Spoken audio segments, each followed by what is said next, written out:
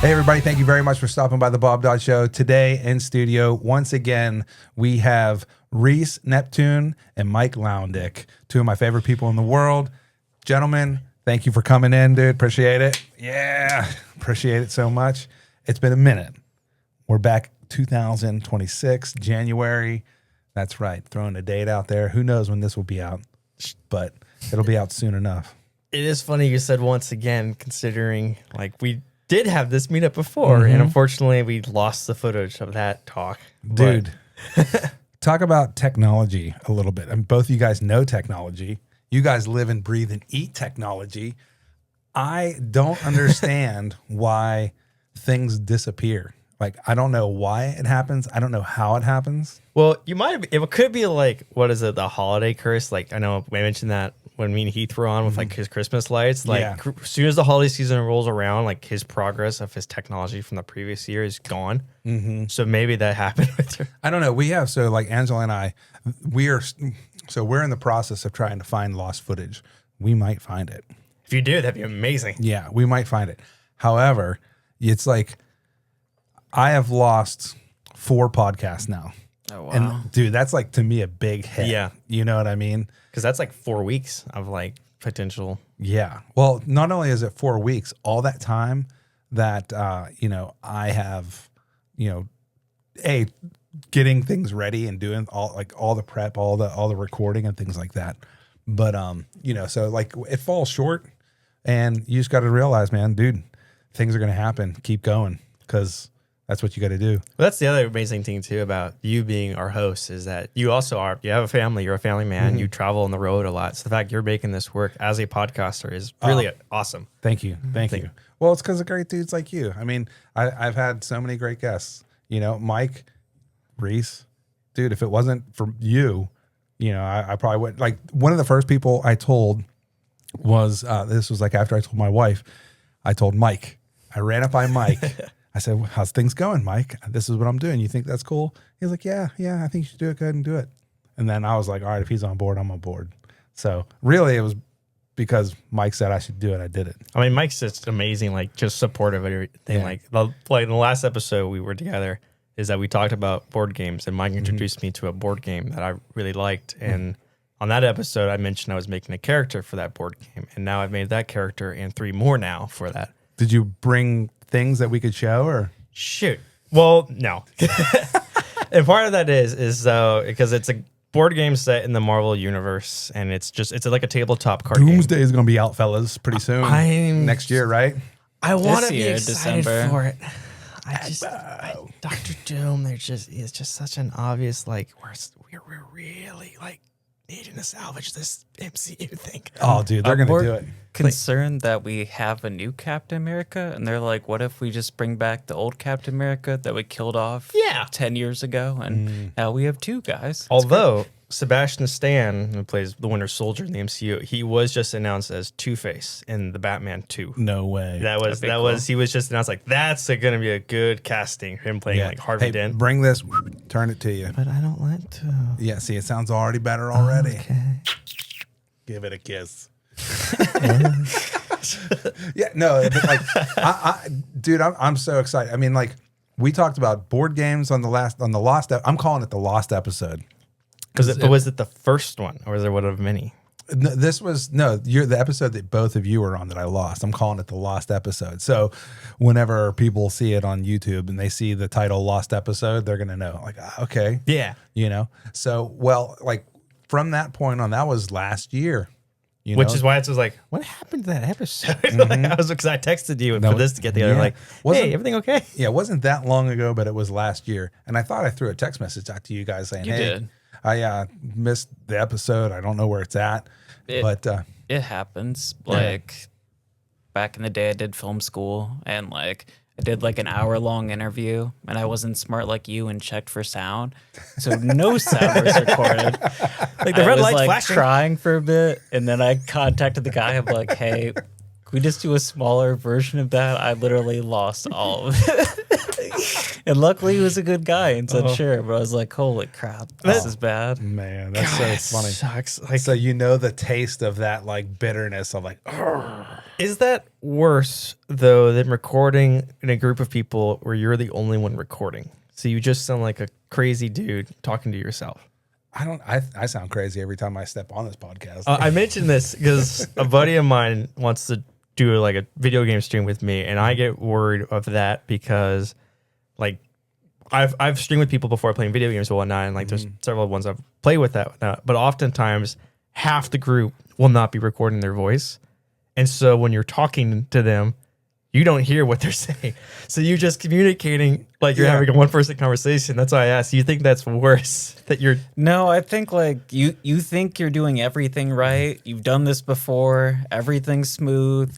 You get home and it's not there. Or like you said, a file gets misplaced, corrupted, whatever, and you're like, what is going on? Like, how does this happen? It's Shout out to the Wizard King, because one of the podcasts that I lost was his first appearance. You know, I lost your first appearance together, right? Oh, yeah. Yes. I thought about like, me and Heath. So, no. And then the Wizard King's first appearance I lost. And I really I have the audio. I got the audio to that one. But it's just like, how do you put it out? And the Wizard King and we were like, do we animate it? No. No? No. I think just putting it out audio-wise, great. Yeah. Like, even with Spotify having the images, sometimes when I'm doing like a long car trip, I just put on to listen. Yeah. So I think it'd still be good to get the information out there. And podcasts are amazing for that. Of being like, they're just great background noise of like listening and just hearing to people like on the way over here is listening to another podcast of like, I haven't seen these people visually in years, but I just know I like them when they did have video, and I just find listening to them. Let us know in the comments if I should put it out, because it's like, it was a great podcast. And I tell you, when I put one of these podcasts together, I do a lot of work. And when you're like seeing the titles and you're transferring, everything so far got lost in the transfer to the NAS system. So there's like the NAS is like this, like, Is it like a faulty cord maybe? You know what, dude? I don't know. It could be that I just don't know what I'm doing. It has been months. Well, Nah, I'm just joking. no, like, I mean, something definitely happened. Yeah. You know, I just don't know what it was. However, it's behind us. We're here. Dude, This one will come out. it's going to come out. Like I see it. We're recording. And like, you guys will notice, I'm like looking here, because I'm so paranoid, like that I'm going to see the red dot not be there. And Say I'm like, this. no. Yeah. Yeah. But, dude, so you just got back from Ohio. You just got back from Washington.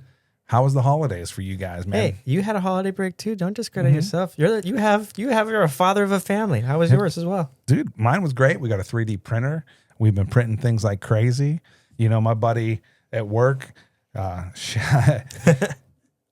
check it out. The Bob Dodd Show. My buddy at work made this for me. So, you know, That looks nice. Shout out to Chris.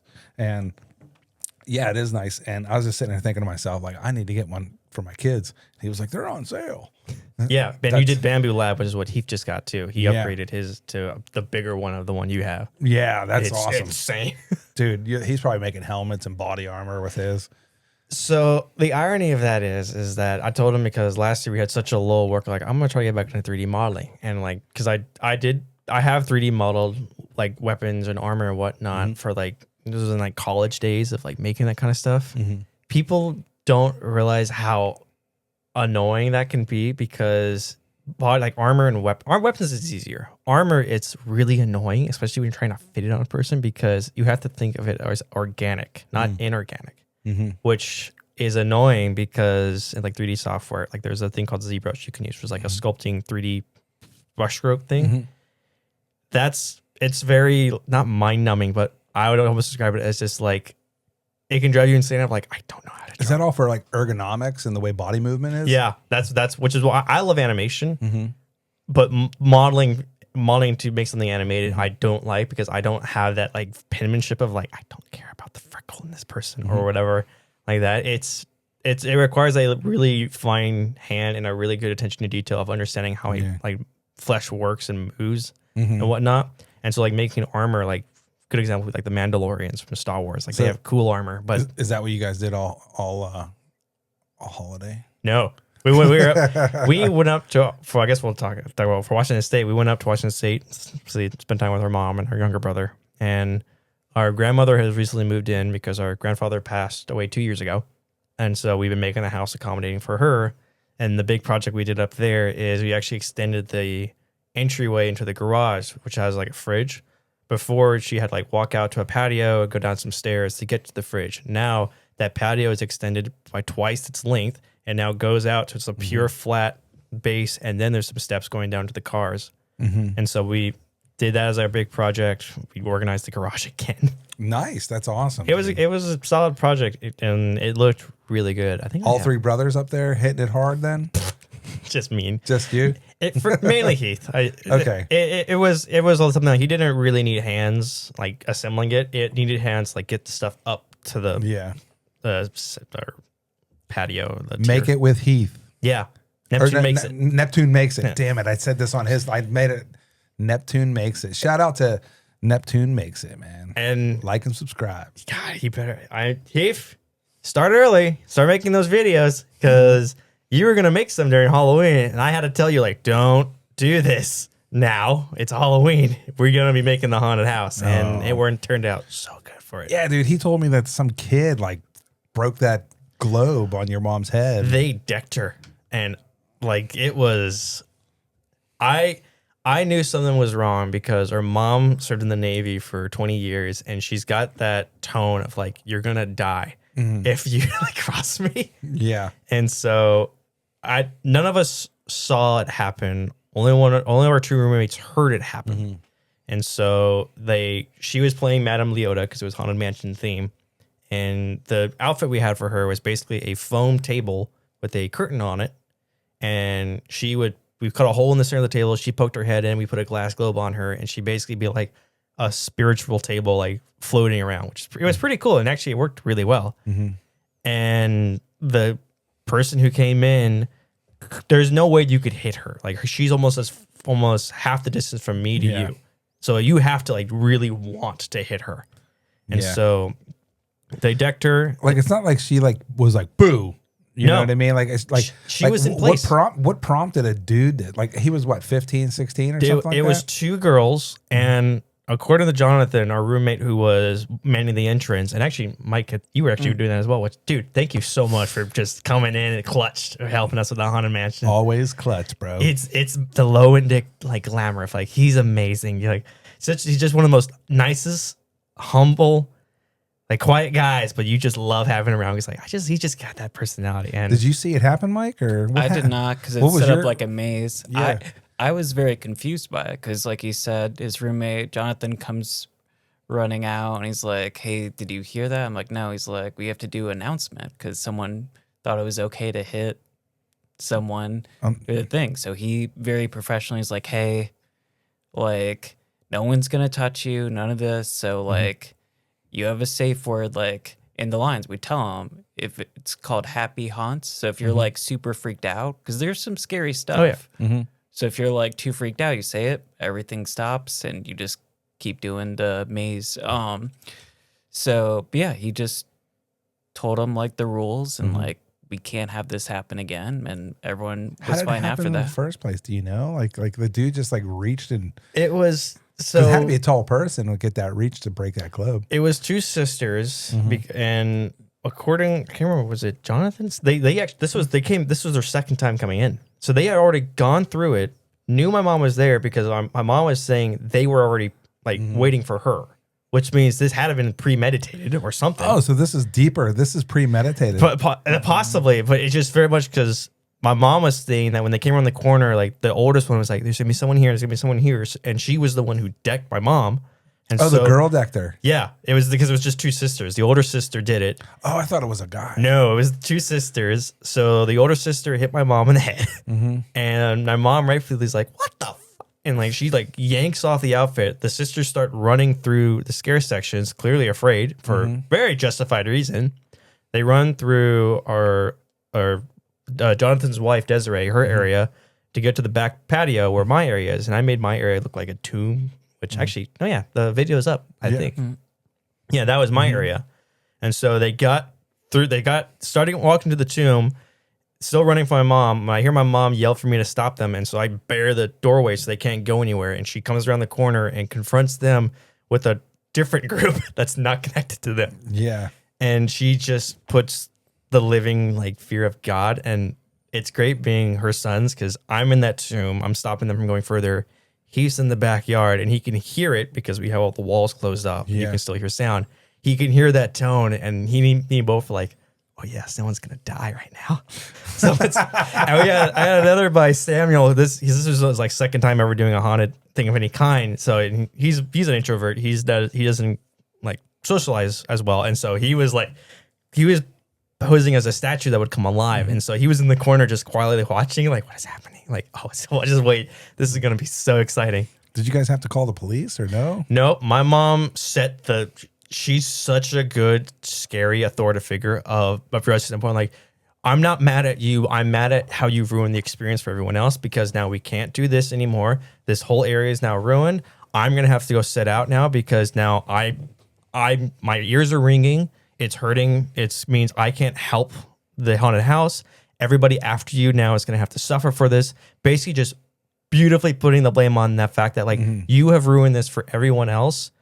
Turn around and leave. You're not going anywhere. You're not going any further. And they did. We walked them out. And Jonathan made a really good speech of just making the rules of any haunted house. Unless you sign a waiver, show some social etiquette of like, do not touch them. They will not touch you. Yeah. Because they legally should only be doing that if you sign a waiver. Yeah, that's so wild. So that was that. The holidays you spent in Washington, did all that work there. Dude, you were in Ohio. Yeah. Man, got the last glimpse of the little bit of the snow that was there. Yeah. My apologies. Good. It was a little bit of snow. My mom and my brother live out there. It was cool. That's where I grew up. So it was nice to hang out there, eat like the restaurants out there that we used to do. And my brother is really into movie theaters. So we went into a indie theater. They had Fleischer cartoons for winter. So like Santa and then some Betty Boobs and stuff like that. Very cool. And we saw Zootopia 2 Christmas. We usually don't go to a theater Christmas. So it was cool to do that. How was that? The movie or the Zootopia? Like, the And that too. experience? The theater experience was great. Zootopia 2 is really good. That was actually my second time seeing it. I was concerned because it was 9 years after the first one. Okay. That's usually a toss-up if you're just going for money or you're actually trying. And yeah, they did a really good job. I was very impressed. So yeah, it was a really good winter break. Nice, man. How about you? Dude, we stayed here. This was the first Christmas we stayed here, and we liked it. We didn't go up north, and we decided, like, we're going to wake up Christmas Day and open presents here. Which is so refreshing and nice. So that's what we did, man. And the kids, they opened up. They got to, go through all the little presents that they got. And we had a little predicament where my boy, my oldest, he saw a Bamboo Labs package I was arrive. wondering who opened the bamboo like that. Well, we had the boys open the bamboo package together. It was wrapped. But we basically were trying to hide it from them, right? But the oldest saw the courier bring and set down the Bamboo Lab stuff. He's like, we got Bamboo Labs. And I was like, no, that's not for us. It's not for us. A friend of mine, told me he's going to send it here so his kids don't see it. And it deflated him. He was like, oh, no. It's so lovely. Your kids are excited to use this too. It's amazing. So, we had kept it a secret. And Christmas Day, after the excitement came down and kids were done playing with, my youngest comes up to me and goes, I'm mad at you. I'm like, why are you mad at me, bud? Did you not get something that you didn't like? He's like, you lied to me. I'm like, what did I lie to you about? You told us that Bamboo Labs package was not for us. And I said, well, I didn't want you guys to know about it. He goes, but you lied. And so now I'm a liar to him and he can't trust me. Oh, no. Yeah. So you got like segue, like you order the filament first and you put that in it, which actually hang on to those boxes. They're great for like just gift wrapping. Like, they're like, because they're perfect little cardboard boxes. Like you give that to them, like, yep, it's just filament. You just slowly tease it out. Or you make it like a Lego set, like you build the lab and like, here you go. Oh my gosh. I mean, you could build a whole Lego tree with that thing. I'm wondering if like Lego and like anyone like that would be like get competitive over Dude, that. there's a 7-foot Lego tree that my buddy is printing. Really? Yeah. Yeah. Chris, I don't want to say Chris Merritt. There it is. He made this, and he makes all this cool ass stuff that, like, I walk into his office, I'm like, what'd you make last night? And it's just like a skeleton face or a Jason mask or another type of mask. Like him and his family 3D print, like, I don't know, man, like people bake cake or not bake cakes, like wash dishes. They just do it a lot. You know? Because he actually 3D makes it. He had to 3D make that. Well, that's in that's in that. No, it's not. This is one of those click and print. All you got to do. That's what I was thinking. All you got to do is just add what you want in there. Because that's the difference of what I would want to get back to 3D Monks. Like, I would learn how to make stuff because me and he've gone into like steelbook collecting for movies again because of physical media going out the window. And so I'm looking at like, I should maybe look at like physically 3D printing out like cases, like you can put all of them in there. And that was, here's your collection. You pull that out. I'm thinking about having like a sliding lock or something. I'm going with the idea. Well, with all this camera equipment and all this video and audio equipment, I printed out a couple organizing mechanisms to put in the hard shell cases. Yeah, that's working out pretty good. Yeah, because like he knows because of all the games we play. Like most of my games they all have like box organizers in there because I get the expansions, so there's not enough space in the default box. So just 3D printing out stuff and be like, yeah, now it all fits in there and I can just store it away. Yeah. Dude, speaking of like old games and stuff like that, one of the things that I've come to realize is being a part of Spotify and being a member of Spotify, I feel like I have been listening irresponsibly to music. It has become the background wallpaper to my existence while we're doing stuff. So I'm trying to implement with my family listening parties. So we'll take like an album, and we'll try to find the artwork, and we'll sit down, and we'll try to listen to the album while we do something. Try to pay more attention to it. It's like break it down. Like people have like the reaction videos, but do it with music. Well, I mean, we're not recording it. We're just trying to do it as a family because, like, I feel like there's so many albums that number like Pet Sounds from Beach Boys. What a beautiful album, right? I mean, you can name any album that you like, but if you're just listening to it while you're washing dishes or while you're cleaning up, it's literally background noise. Yeah. And you don't focus enough to hear all the phonics of the album. And you're probably not getting the best phonics through Spotify to begin with, but the fact of the matter is listening to what's there, really diving into what the album was, because music has gone out the window as far as people making it. Like Jack White is holding on to it. A lot of death metal bands is holding on to like quality and sequence and the way it's recorded, but just like rock nowadays is I don't hear it. Either that or I'm not being shown it. So it's one of those things of like, because on the flight back down here from Washington State, I watched Elvis because that's a fantastic movie. Like, if you haven't seen it, all of it, highly recommend it. And like watching it and thinking on it, how like using Elvis Presley as like the king of rock, for example, of that, and how the level of instrumental and musical caliber that he like front run, and then that pretty much that whole era, even. Was that Elvis the musical Elvis? It was like an movie music. Like Elvis movie. They made a movie where Tom Hanks is his manager. They used makeup, made him look really scary and creepy. And then some younger guy who I don't know the actor's name. He plays Austin Elvis. Butler. Thank you. Yeah. Was that like a musical though? Like it had like hints of. It's a biopic.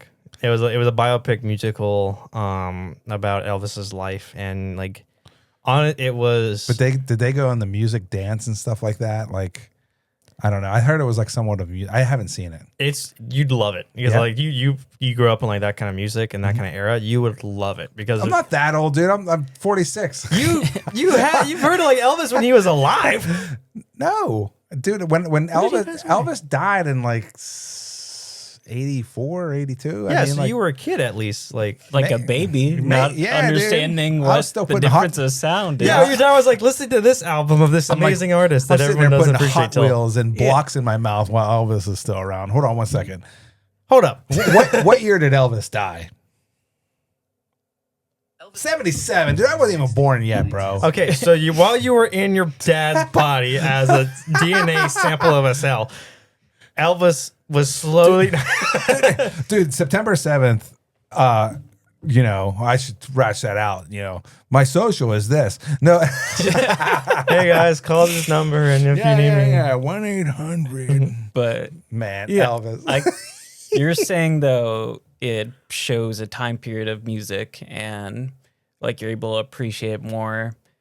I think what Bob was saying, like where you try to multitask, where sometimes I'm trying to watch something and read at the same time, so I'm not getting either completely. And I'm the same way where I now, if it's not music, I'll watch it. I'll have a show playing that I've seen before, and I'm cooking. Yeah. And I'm like, so I'm trying to do better about like one or the other. So you're trying to be responsible about your content too. Like for instance, like what is a favorite album that you listen to when in your formative years, like when you're like 15, 16, or were you ever really into music? I was. I wasn't really big on albums. I would listen to different artists, and then there'd be a time in my life where like I would listen to an artist nonstop for like 2 months, and then I'm like, I need to stop. And then later I go back and I'm like, yeah, they're great. But yeah. So now when you're listening to things, like do you remember listening and hearing for,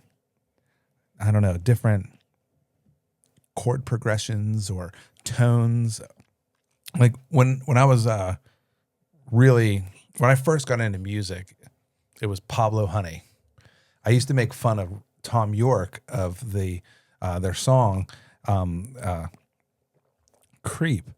I used to make fun of it, and I thought it was funny, and I wasn't really like into music. And I used to make fun of Faith No More and Mr. Bungle. Like I used to make fun of these things, but like I would always listen to it. So the music didn't bother me. And then after of so many times of thinking I was making fun of it, I actually realized I loved it. You know what I mean? And I realized like for Mr. Bungle or Radiohead or whatever band it was that I was listening to at the time, I noticed that I really like crunched down and bit into the tonality, the different chord progressions, the changes. And I always fancied Brit rock or Brit pop. And, as far as that goes, it's like I really appreciated it and I listened. And nowadays, I'm like bringing my kids up. They're hearing music from day one. Not only that, I mean, my kid plays drums. My youngest is trying to learn how to play drums. They both play piano. They're learning how to play guitar. Which is a great way to kickstart it all anyway, of like appreciating real instrumental music. So, like we try to like show them music and try to explain like when like hip hop artists. Now there's an artist called Yellow Wolf. Dude, he is amazing. He's lyrically just, I can listen to him whether if I'm happy, sad, mad, or whatever, and it just amplifies my mood in a positive manner. Like whether if I'm sad, I get more sad and happy at the same time because whatever it is, I get the same dopamine hits off of, OK Computer as I do Trunk Music, which is an album. Trunk Music is an album of his. So it's like, I really, really listen, and I'm trying to get my kids to learn how to do that. So it's not background music all the time. It's an interesting thing of that, of like the progression of like your age and really appreciating sound, especially like in music in that regard of like the older you get, you don't realize how much something resonates with you until like you start to actually like sit down, like listen and focus and like, oh, I actually like this. Like I've come to realize I like folk rock a lot. So I like the soul of that kind of like soul and blues. I can feel the kind of like the trauma of that. You got to listen to some Paul Luke. Shout out to Paul Luke, buddy of mine. Sure. Yeah.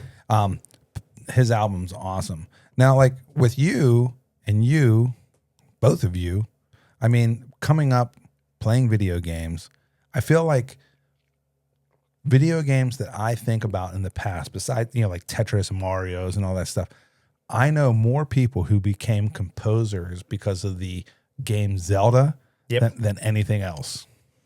Zelda is a legendary one. Yeah. See, and with have you guys ever dove into the fact, like, or not the fact, but dove into who the composers and musician people were that made up those songs at all? So me, not so much. Like my friends will tell me it's this guy, and then I might go down a rabbit hole for what that person's done. But usually, I just appreciate it. Like you said, whether it's like 8-bit, like Super Mario, where it's very dialed in, and you know that as soon as you hear it, you know what it is. Yeah. It's Mario. And then now there's games with like orchestras and like choir. And Oh, yeah. it gets crazy. And even some games still have like more of a simple feel, but it's still very purposeful music where you're like, this sets the tone I'm in, whether it's this is a scary space, so it feels kind of creepy and eerie, or everything's okay, everything's happy, sun's out. Like I'm with him. Like I don't follow musicians of like a lot of the games, but I know their works because of how much it heightens that ability to resonate with the game and playing it. Like one of the best ones of all time is Halo. I know, like, because as soon as you log in, you hear the like the loud orchestra, or not orchestra, the choir. Actually, yeah, and the orchestra just like going to town, like with the I can't describe it. It's just such a very iconic, like, oh Yeah, people know it. it's like, which is funny because actually when I was at college, there was one student who didn't know the Halo theme song, and everybody in the class got on them for it. Oh my god! I forget what dude it was. Someone in the film industry here in Atlanta, I think, walked down the aisle and married his wife to Halo's music. I mean, it works. It works. It's it it's works. just like it's a choir. Yeah, You can play it in a church. You're like, oh yeah, I know this. yeah. Like so, my all Jesus is time pardon? my all time favorite game authority to go to is this dude Jared Blair. Awesome dude. And I always said, hey man, listen, I'm thinking about getting my family some kind of entertainment system. And he's like, do this and do that. I'm like, it feels like it's adult. I don't think I want to throw my kids into that because I don't want to pay a program per year.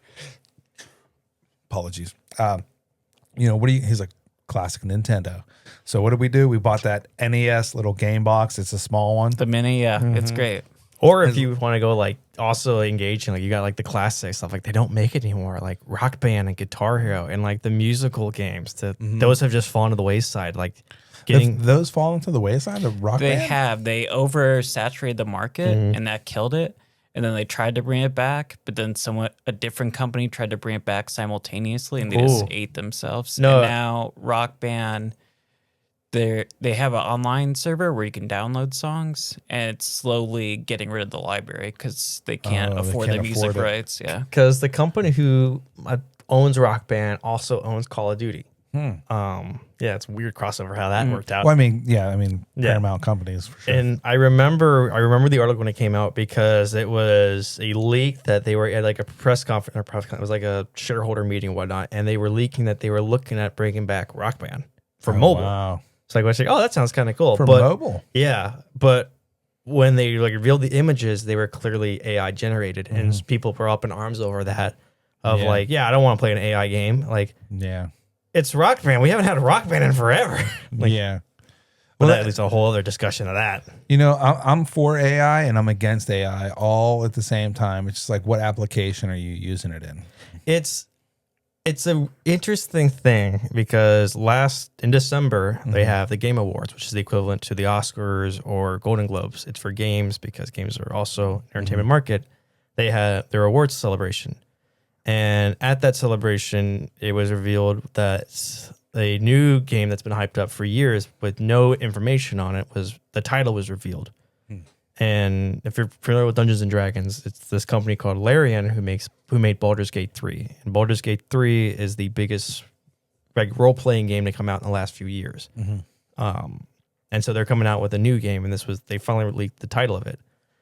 Well, Sven, the CEO, the head of the company, he had an interview with people after this award show talking about it, giving a few details, and he admitted that him and his company were looking into AI to implement into the game, and this company that people loved and heralded, like because of how they just staged the path to like role playing 180, most people just got on and hated him for it. Oh wow! And part of it is, I think people just don't understand how grueling AI, like game making is. And Sven made a really good point of how like if we covered like a movie where we can work on a set for like 3 months and the movie's out maybe by the end of the year. A game, you can work on a game for 4 years, might not see the light of day. Yeah. Which means you just wasted 4 years of your life. Well, I see that. I mean, like there is that gamble when you're dealing with technology and you're a company bringing a game to the forefront. That's a gamble. It is. Someone might not like it. That is. That's part of the gamble of it and the like risk reward of it. And that's what like I felt for him of like he's made a point and gone on record of saying, like, we're using AI, yes, for our game development, but we're not trying to replace our staff or workers. We are trying to cut down on the time cost of this because this is Baldur's Gate. That game came out, I think, when it was 2021 or 2022. I meant 2022. What's Baldur's Gate?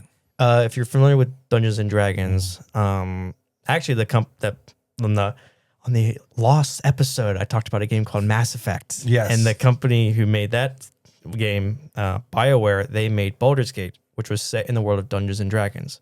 And it's just a role-playing game. So you take on the role of a character, you have a main story you're doing, but you have all these different choices you can make and characters you can meet.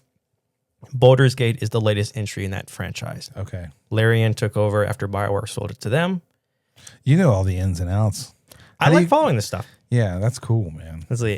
And so, like, when Larian got the market for this game, it came out. It was a return to role playing that people hadn't seen in almost a decade, I'd say. Yeah. I just had a funny sometimes I think in cartoon, and I was just sitting there thinking to myself, like, Mike probably knows like stuff about board games. And like, yes, you know, the game like Maltrack, Jeff tied up Lewis because Lewis wanted to do something and he was holding him in a dungeon. I don't know. But like, You'd love it. Well, dude, I think that that's awesome, man. That's what is it? I know you came out for a board game night with us, actually. Heck yeah. It was one of the Rage. games we talked about on the Lost episode. Blood Rage. Which, I didn't get your opinion on that. What'd you think of that? Because I loved it. That game belonged to Mike, and he's an awesome game master for it. I wanted to come back for Blood Rage 2 that you guys had at Tyler's, but we unfortunately, you know, had something going on. You know, one of the things that I really appreciated about Blood Rage was the fierce competition, but the humor. Oh, yeah. The humor that came out of everybody's mouth. I felt like I did like 1,000 push-ups by the time I got home. I was like, man, I laughed so hard for so long. I feel like I worked out, and it was fun. It was a good time. It's one of those things, like, and Mike knows especially because we're having a game night tomorrow with actually one of the games. I think I mentioned it on our last episode. Is that I backed a game for production, and now I finally got that game. Now I kickstarted it. Yeah, and he's coming over to play it with me and like Heath and Jonathan, and it's one of those things. It's so, I think, sad that people are missing out on, like, that physical connection of playing a game together. Because like a couch game, for instance, like talking Nintendo, like your couch is awesome. I'd do anything on that couch. My gosh. Hold up. No, I'm just saying it's so comfy. You're right. I mean, I'm just saying we got it's cameras. nice. We'll see it too. And delete that footage. No, everything stays, man, unless it's lost, and then it goes somewhere. But yeah, no, it's an amazing game. Reese is definitely more up to date with contemporary games. And with board games, it's weird because it's like TV shows where someone will be like, hey, do you heard this show? And they're like, no. It's like, it's on season 4. It's really good. It's like, there's so much out there. It's the same with games. Like most of the games, I grew up like Monopoly and stuff, but then in like high school, there was games, and now those games are like 10, 20 years old. Blood Rage is 11 years old now, which really? I thought was crazy. Yeah, 2015. Holy I didn't hear about crap. it 2018, but yeah. Yeah, you don't even have to go on the way back machine to see that. That's just there. Yeah. Back there. Wow. It's bonkers. Like, and also, this is not a paid endorsement, but go to Goodwill. They always have some good. They always have some board games. This was brought up in the last episode. That's what I was too. saying. Like everything I forgot. Like, okay, go to Goodwill. That's where you can get some good board games. Go over there. You'll find some good keepers. There's like, I didn't see a Blood Rage there, but I've seen like some high end. Like, this is actually like, you can't get this game anymore. One of the games I saw it's called Volcano Island: The Curse of Volcar. That's what it's called. But it's a really elaborate game where it's got like three maps, but they're 3D printed. And so you actually can explore the map. And I got it thinking it was like the one I saw online when I first heard of it. This is just the base, like the retail version of it. I gave that one to our buddy Nate Rigaud, which we've all worked with Nate. Nate's awesome. Shout out to Nate. Nate. He would be great to come on here, and he does light. He could help you with the lighting, dude. He's good at everything film. He really is, like, because he's grip, gaff, electric. If you're out there needing anybody for Nate Regard, hire that dude. I don't care if it's special effects to lighting, filming, camera work. He'll help you out. He's helped us with the haunted house too, like the biohazard one, which we never didn't get great footage of. He helped us out with the lighting of it, and the footage we did get, like, it really was like some of the best footage we've had all year. Yeah. Problem was, it was not our walkthrough wasn't solid, but the individual parts were we couldn't crop those together. Back to board games though. Anyway, I have an idea that I wanted to swing by you guys. So I'm going to throw a pitch. Whew, here it is. Out. You go to this deals with your Goodwill idea. We all go to our prospective Goodwills, right? The one closest to our house. Whether if it's a like Goodwill, Red, White, and Blue store, whatever, your thrift shop. You go there and you find the most affordable, coolest game that you can find. And then we bring it together in one night and we try to play one of those games, or we try to play all 3 games, or, whatever. We try to do whatever. That's the interesting thing of it, though, is that it's a great place to shop for it, but you have to acknowledge that this may not have all the pieces. Well, it would have to have all the pieces. Yeah. There'd be a criteria. It'd have to have all the pieces. Yeah. It can't be your standard Monopoly. It has to be. There's some great Monopolies. Well, sure, but it has to be an interesting game. Maybe should we put like parameters, like it should come out before 2015, or maybe Blood Rage. Well, I mean, you have to find it at a Goodwill. That's the other thing too, though, because there is like used media stores too. Yeah. Like I saw a game again, probably from like 20 years ago, that normally was like 50. Now it's 20. There, still complete. So there's definitely ways to find very affordable games.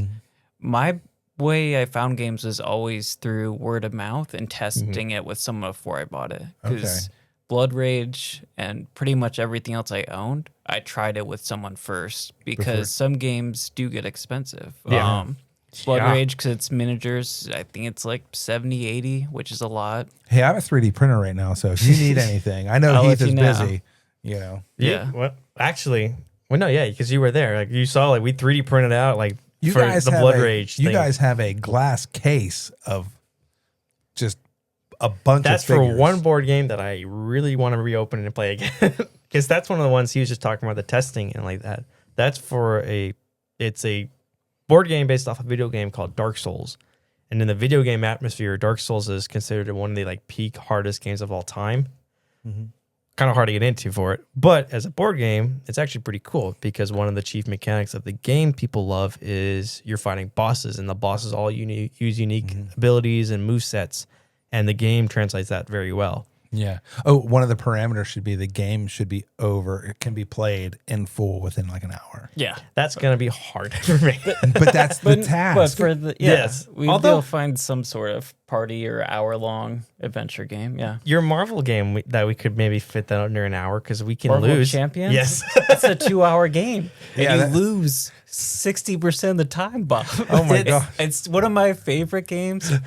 It did come out like 2018, but like whenever I win, I feel really good. But I'll play for an hour and a half, and it's like, and you lose. Because it's, and you should explain it. You should explain it, because we got to make up for that lost footage. So go ahead, Mike. Take it away. Take it away, So- Mike. Bring it in. Yeah. So most games, like we said, like Monopoly, chess, Risk, it's the players versus players. One person wins. There's another type of game where it's everyone versus the game itself. So like a player will play the game's turns, but it's you collectively working together to win. Marvel Champions, another game. Someone showed me it. I got super into it. I showed Rees. He went above and beyond and created characters. No, it's super cool. It's like still I'm going. trying to learn it. Yeah. But yeah, in those games, you're playing Marvel characters like Captain America, Thor, and you're fighting a Marvel villain, whether it's like Red Skull or Ultron, etc. God dang And it. yeah, they're both awful to fight against. They're so rough to fight. But there's a lot of strategy involved. It is one of those tricky board games because in terms of like cost, because you'll have a game, they'll have an expansion. Like Blood Rage has an expansion, so you pay another $30 on top of the 80, so now you're 110. I think Marvel Champions, it's probably $300 to get all the expansions, not including the base game. Part of that is that, so like Blood Rage is, even though like, yeah, you pay $30 for the expansion, you have everything you need to play the game, really. Like one of the main things is you could paint the minis that come with it, which are like little miniature figures that you can have on a board game. Marvel Champions is a card game. So if like, think of like Pokemon or Magic the Gathering, where it's just all these different cards, and the extra money you're paying is to try to get those cards from an official set. Yeah. If you ever wanted to get a group of people together, I would partially fund an expansion for you. You would have to choose the expansion, and you would have to The expansion or the game? Well, I don't know. Whatever. I would help. Yeah. I would help fund whatever you would want to do. So I'd be down. Appreciate it. That one would be fun. Yeah, it's really good. It's up to 4 players.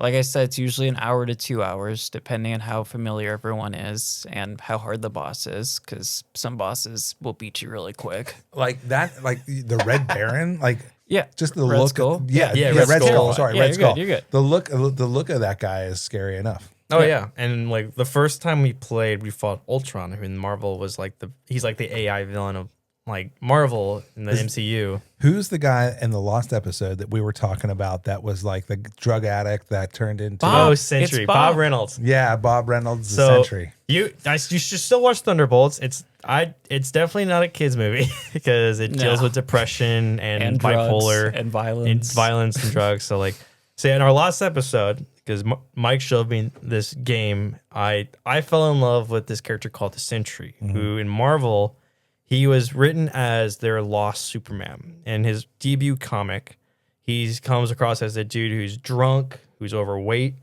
but he's getting visions of him being a superhero. And throughout the comic's telling, he sounds like a lunatic. Yeah. Because he's also confronting heroes, and they're like, who are you? And nobody remembers him. Well, then it turns out as the comic goes on, this comic's old, so it's not like too big a spoiler. Yeah, you're not spoiling it. Yeah. As the comic goes on, they do start to remember he was a superhero, but more than that, he was one of the original superheroes of Marvel.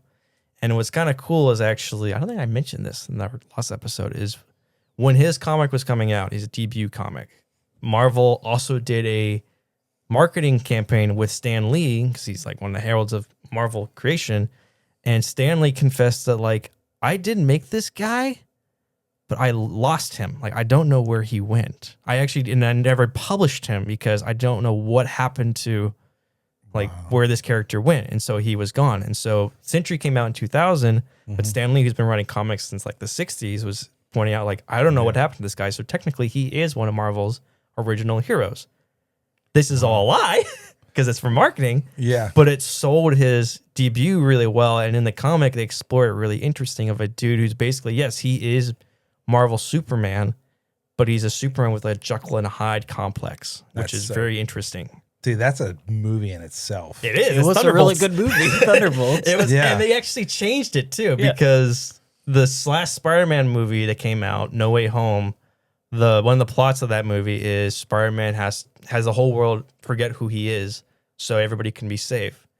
That narrative beat was from the Sentry comic, because that's how the Sentry kept everybody safe. Because one of the twists They didn't know about him because if they didn't know who he was, he couldn't know who he was.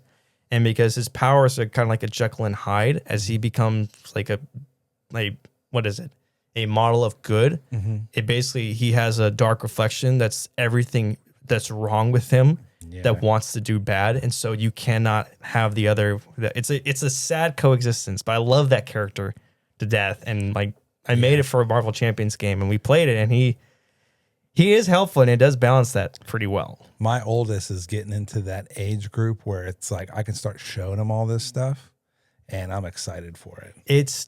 Dude, watch the 90s cartoons. Like, that's like, if you want like see the love of Marvel, do the 90s cartoons, even the early 2000s cartoons. Okay.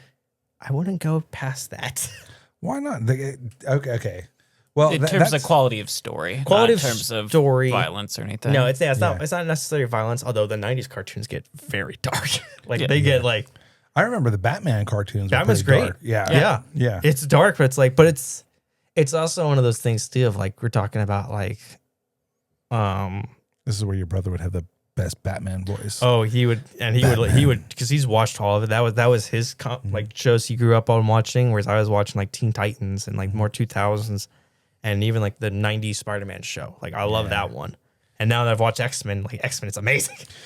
Can any of you guys mimic a voice of characters that you like a lot? Not without breaking a smile. Yeah, I not on the top of my head, but like No worries. The reason why I bring it up was, Friday at work, I'm sitting there. I'm just trying to have the best time that I possibly can. Work has been, not the best. Morale has been down at the site. And I was just like, you know what? Every chance I get, I'm going to try to make myself laugh or make somebody else laugh. And, I annoy most of the people, maybe. I don't know. But over the radio, I start doing the Arnold. I'm like, I'm coming to get the pallets. I'm coming to get the pallets. nice. That's what Tyler Winnegar. No, it was Tyler Winnegar and Jordan Geary like like what on the. I don't know what that means. Like I. Oh man, there's a bunch of inside jokes, and those inside jokes are old. Yeah, man. Which shout out to them, Tyler Winnegar and Jordan Geary. Like, slow down. Say their names. Tyler Winnegar, Jordan Geary. Two amazing human beings. Very much so. Very amazing. I love them both. I've had a man crush on both of them. They'd be great to have on here. Yeah. Well, Tyler and he said he would come on. Ty, one thing I want to say about Ty is he never ceases to amaze me about things I didn't know about him. I'm always learning something new about him. Every time I hang out with him, the dude is so talented, and just all around amazing at all the things that he does. And then Jordan, he's the close. I almost shit my pants laughing so hard over the stuff that he makes up. He should be a writer for a TV show. He should be doing something. Oh my gosh, dude. Oh, dude, you were at our Friendsgiving. Like we were talking about the Frankenstein movie that came out with Guillermo del Toro, and he made a comment. Do you remember this conversation? Yeah. He made a comment about how in the movie, like I guess that it's like the monster can heal because it's based off Frankenstein's monster. Like he can heal. And Jordan made a comment of how he has this wound throughout the whole movie that does not heal. And it just went so south for conversation. Because like his wife Fresca was there and she was like constantly getting on him about like, what are you talking about? And like me and Heath were eventually against them. And then Heath turned over like, wait a minit. Like having that flip. Yeah. Like it's Jordan, don't argue with Jordan because Jordan, he's right most of the time. Most of the time. That's one of those things like he always right. plays it off so well. Like I can't tell if he's joking or he seriously has an issue with this. Oh my gosh, dude. These are people that I love and I hope come on the show so you guys get to meet them, everybody. Like and subscribe. Leave a comment down below. Jordan and Tyler are both two people that I think if I haven't ever met them, my life would not be like the same. Oh, right? yeah. They fall in the same category as you, both of you. Like, for instance, so many times you meet people, you work with them for months at a time, and then when the job's over, you forget their name. You forget what they did. With you guys and Tyler and Jordan, Ben and Greg and Baby Bear, Chris, excuse me, beer. Butterbeer. Butterbeer. You don't forget these people. And they change your life, and they change it for the better. And you just like forever love these dudes. I'm sure people in military, you guys can relate. You go through the shit with a lot of people. And they might make you mad. They might make you happy. They might make you laugh so hard you almost shit yourself. Whatever the case may be. And you just have this spot in their heart, in your heart for them. That's that trauma bond, baby. Trauma bond. Oh my gosh. That's like it's so. That should be a butt powder. That's what it is. It's like Jordan and Tyler. Actually, they were the first people I met from Heath's like work social group because I came down for 4th of July when I first Heath had his boat still, and Jordan, Fresca, and Tyler came out in Baby Bear as well. Like, they came out on the boat. I remember that. Yeah, and like it was the first time meeting him, and I would never have realized how close I would have gotten with these guys. And Tyler has still been one of the people that like advocates, like that first outing, first meeting. I remember like I was like co-captaining with Heath, like handling stuff, and Tyler asked me like, "What do you want to do?" Like, because this was when I was still young, and you were like, "I like to learn how to be a director or like AD and like or be good in production because I do want to translate that over to game design." And I knew he was joking, like, I'll see what I can do to help you out with that. Oh, he wasn't joking. No, he wasn't. Like, no. But that's what I was Tyler like, says something, he means it. Yeah, because it's it. one of those things of like, as it's a odd thing, like, because we were talking about earlier, is like I found a side job now, and like film workers are really such shockingly genuine people compared to like going out in the market, and also the mature level of it too. It's fascinating. Of like, you know what? This is the thing. We identify with those people and we connect with those people, and real world people, you know, there might be a smaller percentage of that type of people in the real world thing. And, you know, we have working relationships with other people, but the connection, we're weird. yeah, We're weird. Like Mike, for instance, you're about to be in the real world, in the hospital world. I can only imagine hospital people are just like carnies, just as much as film people.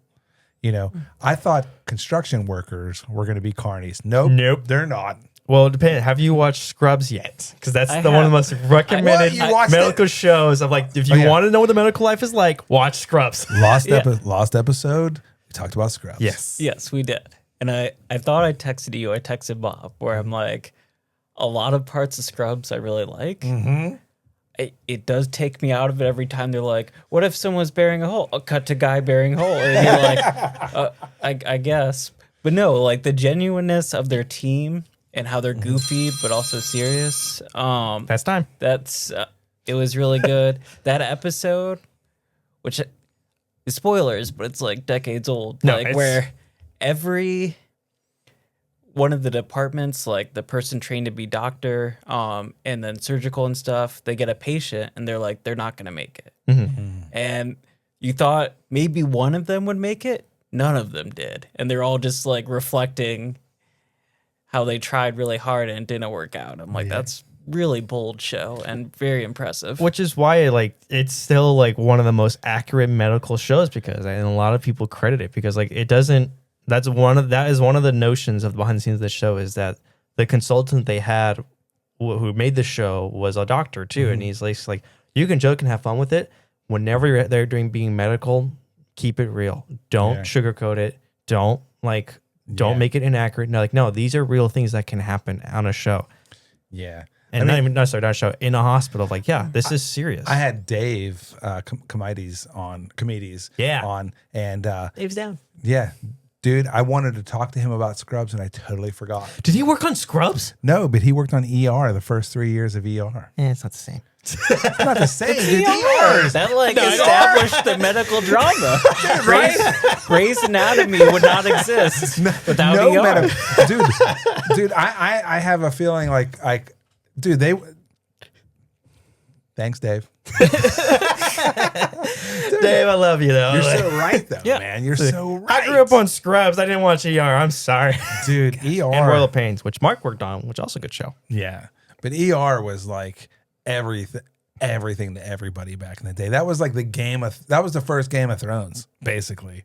Like I've seen people upset over what happened to get like at that, like, so Game of Thrones, like, when the ending happened, there was like a lot of like, or Stranger Things right now, considering the way that show ended. Really? Like, well, no. Like Game of Thrones, people.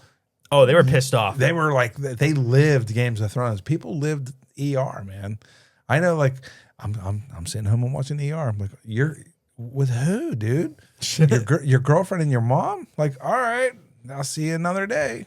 Well, that's what's so interesting about those kind of shows of like ER, Game of Thrones, and now Stranger Things just wrapped, and how like Stranger Things has just been like hounded on because the ending is a Game of Thrones level of hate of like, oh man, people are not happy with the ending. They're never going to be happy. I was going to say, it came out 2016, so 10 years ago. So it came out like 9 years to end it. That's such a long stretch to film it. Did it? Yeah. Yeah, 2016. It was like one of Netflix's first original cow. hit shows, besides like Orange is the New Black or something. I thought it blew up over the pandemic. I didn't think it was No. 2016. Oh yeah, No, it's been out for a dude. while. Like they filmed all of it here. When I moved here, they were finishing season 2, season 3 on a different show. I worked at the abandoned mall, which they made an active mall. Like it was huge here. But like you said, during the pandemic, there was a gap. And then writer's strike, there was a gap. And then it took a whole year because so much footage to do the last season. So not only are those actors crazy old who were supposed to be 15, 14-year-old kids, like the people who grew up watching it like are now in their 20s or whatever. Yeah. So I agree. It is hard to like end a show to like please people. It's very hard to do. But like to make a show that became that big out of nowhere, because I've also worked with people who worked season 1 and they're like, season 1 was not the same vibe as season 2.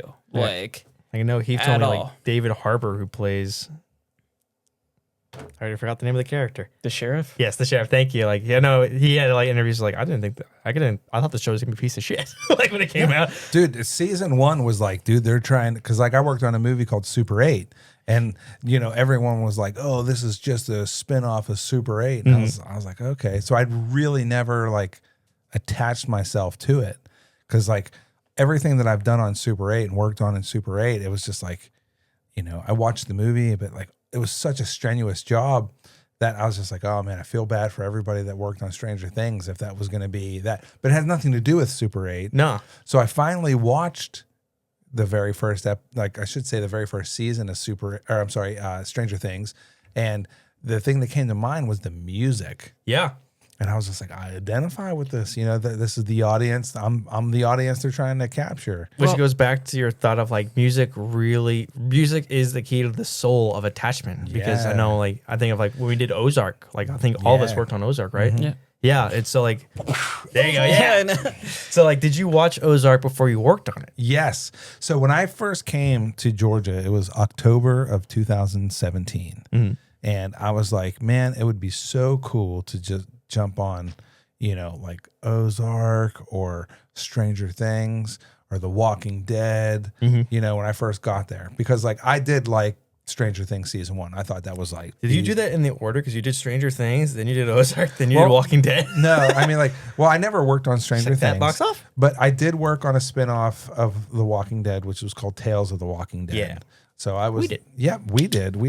And the Ozark thing happened. I don't even know how it really happened, other than the fact that I worked with Landon, and Landon remembered me, and Tyler remembered me. Once again, shout out to 2 amazing human beings. Love them both. Have a man crush on both, and they brought me on to Ozark because they Dude, had Ozark. you gotta be their truck driver. If they have another show come up, you gotta be like, Well, get me in. Landon knows my number. He does. When have you reached out to? No, Landon's going to come on the podcast. He said that he's going to Yes. try. He said he's going to try to come on the podcast before this next project starts. So Get him. What's his name? His rigger. Oh, you mean Pete? yeah. You want Pete on the show? Get Landon and Pete because those I two think together. just one at a time, and, No, then, no. and then a special dual Pete episode. is For an a entire story Pete's episode of Pete's like 4 shows. But like You have a crossover episode. that's true. Like you a gotta single, build it up. and Like then, it's like the Dude. MCU. They're gonna eventually go. It's the Doomsday. Yeah. I would Your love. podcast. I would love to have Pete on. Landon, hopefully he comes on. I pretty much begged him. I was like, dude, it's not going to exist without you. I was But, like, what have you been doing the last 3 months? Oh yeah, no. But and Austin was supposed to come on with another buddy, Tom. So like Tom Poe and Austin were supposed to come on as like a duo. Didn't happen yet. I don't think it's going to happen. But shout out to those. Yeah, shout out to those dudes, Tom Poe and Austin McCullers. And Chase McCullers, dude, I miss you, Chase dude. is fantastic. Dude, Love Chase. Tony, Who? their dad. Tony. Yeah, he's a badass too. I didn't learn that Wait, for what? like 6 years. That all didn't 3 of know? them were working on the same crew and Tony- all related. Tony came Really? on, yeah, Tony came on when he wanted to.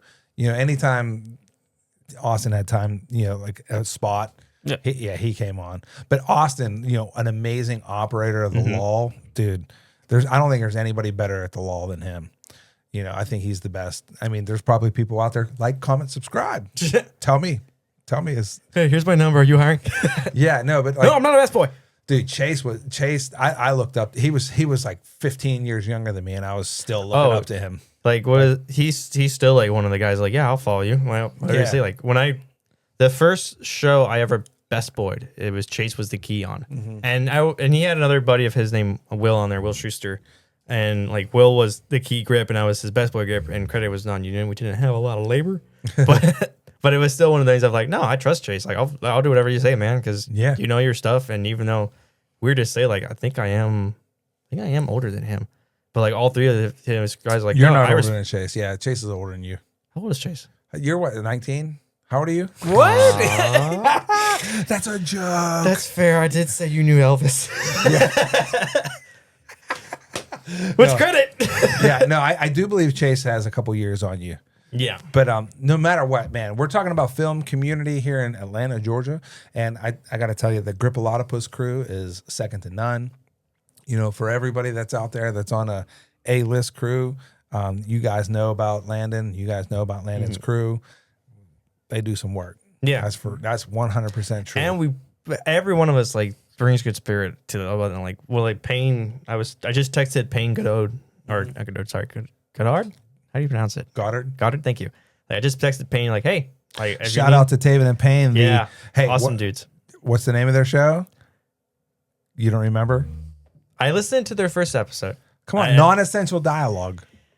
You visited their studio. I go through so much. I go through because I let out his dog because he's 40 minutes away. I'm like, hey, I know if I do this thing, hey, just to remind you, like, I still would love to work with you guys on a set. So shoot me one thing. And listen, there's three things that I'm always gonna up. So you got to listen to non-essential dialogue on YouTube. You got to listen to Neptune Makes It and watch that, and the op. Yes. You got to check out the op. Go to the website, go to Spotify, YouTube, wherever, the op. Do that. Because that was Dave's podcast, right? That is Dave's podcast. That's what I want to check in with that because I know he's got so much good stories and he has so many heavy hitters on that show. It's just like so Dave, you know he's the shit when he's getting all those heavy hitters. Also, like, we got no work. he's our buddy. You know what I mean? It's like, I'll go out for a few days. Yeah, it's like saying, I know Mark Wahlberg. Yeah. Is he? Wait, oh wow, it's that big? I'm like, oh yeah, dude. I haven't seen any of it. I just know he had a podcast. Like, actually, would tune into that. But there's just so much content to listen to and watch. Dude, if you want to have any kind of lens, like what it's like to be in the film industry or know what it's like to film something, you go to his podcast. And dude, you're in the seat, man. You're in for a ride. Well, that's just also one of the things too of like film is that like I hate how little like crew stories are covered over cast stories. Like what? No, like you having a host of you're a grip and Transpo hosting a podcast. Dave's the camera operator now hosting a podcast, and like how a lot of the times the media coverage is on the the cast members, the actors, the actresses, that's just because directors, producers. I mean, yeah, but we know it, but still, there can only be so many Landons. You know what I mean? Man-dimes just hanging around. He'll have the tattoo up to here, and everything else is nothing because he knows that works. Dude, we do have some good-looking buddies though that we do hang out and do the Gripolotopus crew. They're lookers and they're hard workers. Taven, First time I saw Taven, I was like, "You're not allowed to bring up supermodels. We're talking about just good-looking people." I feel like Taven, like, how the hell is this doing a grip? And like, it's the heavy hair. Dude, like, he's from Alaska. I know, which means he should be like dark-skinned Sherpa. I don't know how he's no. He fights bears and knows how to probably so he should be like Viking beard, which credit, he has grown out a beard. and he shaved it once. Was like, I've never seen you without a beard. I'm like, all right. Dude, I've never seen him with a beard. He did it for Ren Fair. He did it for Ren Fair. He did his like Ren Fair thing. I've seen those photos. It's a light beard. It's a light beard. It's not like a thick, bushy, like, because I think Aaron, his wife, won't let him grow it out. Aaron, let the guy grow a beard. I think I can't. I'm not going to put words in her mouth. I'm not going to cross that bridge. I just know like he doesn't keep it consistent for reasons. Yo, Taven, I heard that Aaron from Rees, you ain't allowed to grow a beard. And this is why you're not going back on set. But you can still come take out the dog. Dude, Taven's a cool dude. He really is. Payne, they got such a good. I've listened to all their episodes so far. They're good. If you haven't caught it, dude, they're just making movies, dude. It's just two writers ranting. It's great. It's more than that. What they say at the end of the show, if I can remember so much of what they said, it's like I'm ready to see that movie come out. Mm-hmm. You know what I mean? It's that cool. Which is like in the last episode we talked about was AI and how like AI is being used to like create production and stuff like that, and like that's one of those instances of like I could see people like making AI. We're nearing that point of like just a fully AI thing, and people will go to see it. Yeah. You know what I was thinking? I mean, speaking of the lost episode, thinking, dude, Mike, what's AI doing in the medical field? Good question. So I haven't actually been on clinical yet. I'm still in the classroom. That's closer than I am. In terms of fancy technology, and I don't know how fancy it is, but like they took, I think they full scanned like 4 different people, 2 women, 2 men. And then through the machine, it shows like their heart. You can push how fast you want the heart to go. So you see it. You can see all the pieces and be like, I don't want to see the stomach's gone. I don't want to see the lungs gone. So you can focus in on a single spot. Holy cow.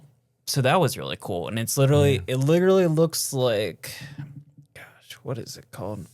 Like a stretcher? Yeah. But just a giant computer screen. So you can like stick it up this way or lay it flat, look over everything. Yeah. Is it like the first Iron Man movie where he like puts his hand in the hologram and like lifts it? Only it's like a body now. He's like putting his hand in the chest and like, I don't want the heart to throw that out. Still touch screen. Okay. But yeah. How far really along cool. are you though with schooling? So Are you able to take some breaks? You able to get some me time? I got some good breaks. I'm actually like ready to go back to it. So now I'm studying for entrance exam. That'll be in a couple weeks. Then I present my score for that and my transcript to Georgia State, and then I'll see. Unfortunately, I can't start till the fall. So right now I'm looking for entry-level medical jobs. So I can do patient transport. I can do phlebotomy. I can do... Explain phlebotomy. So phlebotomy is blood drawing, like in simple terms. Where you just like yank it in someone's arm? No, and you like pull pull up to the sleeve. We have tourniquets that we put up here, and your vein will show, and you stick in the vein. If you stick at the artery, it'll shoot up like a little fountain. I did that once. It was really scary. Oh, gosh. Yeah. I'm certified now, but like day 2, it was... I would let you do it to be in a spot. heartbeat, dude. That's all I know. Oh shoot! If you keep this up, you could be a set medic and still be on this movie set. Dude, he's beyond set medic. You're probably capable of being a fireman.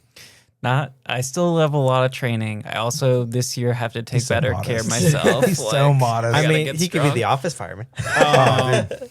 But yeah, so you're drawing blood. You label it. It's both like it's both easy and hard. Like once you find it, it's not too bad after you practice enough. If you get really good, it feels like a tap instead of like the stab.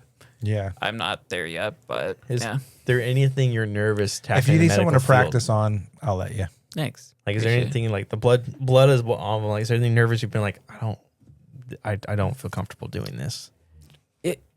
Not really. Everything I sort of am nervous about doing. Just like as silly as it sounds, I was afraid to set my first C-stand because I didn't want to fall and hit someone. Same with overhead or whatever. And like it really took me a few years to be like, I just have to do this. I'm not trying to hurt anybody. And if I mess up, like no one's gonna get hurt. Like I might look like a fool. My boss might be like, you gotta go. But like you at least tried. And it's the same with that. Like phlebotomy was very scary. My first shot ever that I gave someone, my teacher, like her face was like, that's not how you do like it. it's those teachers things of like I'm gonna mess with Do you you right guys now. practice with cadavers No, at with first? people. Someone pricked me and I pricked them, and then it's like everything else. There's a technique to it. Sure, but like yeah. as long as you're not like stab, the angle, the pressure, everything like that's fine. And like part of me was like not knowing what to do with my hands because you're holding the shot and then the other hand's doing something. You can't let go of this. That's what she freaked out about because I'm like, I'll go grab, and she's like, what? And I'm like, oh, sorry. Yeah, but you know, that was the same mindset where I'm like, this person's gonna prick me. They're gonna make mistakes. I'm not gonna kill them. They're not gonna kill me. It's might hurt, but like. You want to be like a Dr. Cox from Scrubs? Dude, that's like cops are like, I'm gonna tase you now, so you know what it feels like. Exactly. Which, I mean, I'm glad they're doing that because, like, look, this is gonna be painful. But like, understand, this is gonna suck. Yeah. Can you imagine like brain surgery? It's like, listen, I gotta operate on your brain. Yeah, just for practice, man. It's like, nope. Sorry, bro. If I don't get your arm to wiggle like this, I failed. Well, that's what, like, yeah, it's one of those things of, like, yeah, medical is like one of those things of you're just like, I hope I don't kill this person. In the medical field, I mean, like, do you have your George Clooney, like the good looking guy that's like trying to work it out, and then the other guy, like, what are the personalities and what are the characters? Like the office or like office stereotypes of workers. Break down the character list at your school. So the phlebotomy was like a separate training. That was mostly people, some 20s, and then some people like in their 30s like me. And then school, it's the same game where someone's like 15, 17 years younger than me. And I try the whole semester not to tell them that. I'm that much older than them. And then there's people like me. They're going back. I have a guy who does paramedic or a guy who's a fireman or whatever, and they want to get the next level of education. And everyone's pretty chill. The only bummer about my particular school is it's kind of a transitional school. A lot of people are like, I'm only going here so I can go to this big fancy school. So you'll meet them for a semester, and then you won't ever see them again. Oh, so it's like they go there, and then they try to get the graduation certificate from a different school. Yeah, just because tuition's still crazy. A medical school, it's $20,000 for 4 months. And then it's... Can we get a GoFundMe for you? Yeah, no kidding. It's $2,000 for 4 months for Georgia State. So by getting... good. Yeah, I know. Can we still get a GoFundMe for my boy Mike? It's okay. Yes, but $20,000 is... wait for two. No, for 4 months. Hold on, one second. Yeah. For the folks that are out there listening and all the Gripolotopus crew, we need to start a GoFundMe for Mike. Where's the clacker? Right on it. Hold on. Every time I say GoFundMe, clack. So for the Gripolotopus crew, we need to start a GoFundMe and make sure that Mike has all the money in that GoFundMe that he can pay for whatever he needs. Cars, luxury housing. I don't know, man. GoFundMe. I love you all to death.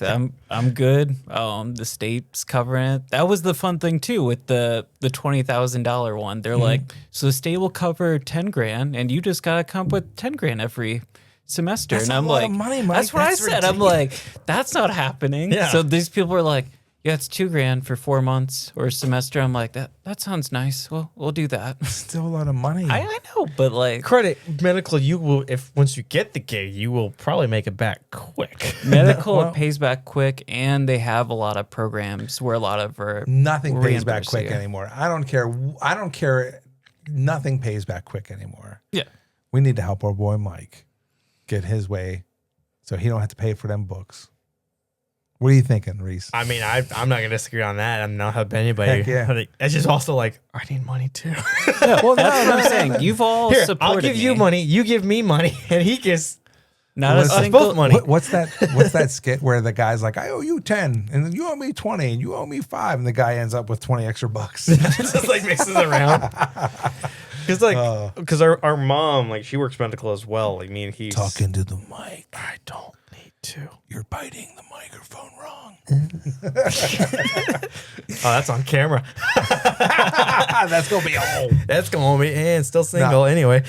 I still want to know the characters. Yeah. Because like, dude, like you're living your own ER, you're living your own scrubs. So once I get there, we can do another episode because they'll do clinical once you're in the medical program. Unfortunately, all I've done now is like pre-medical.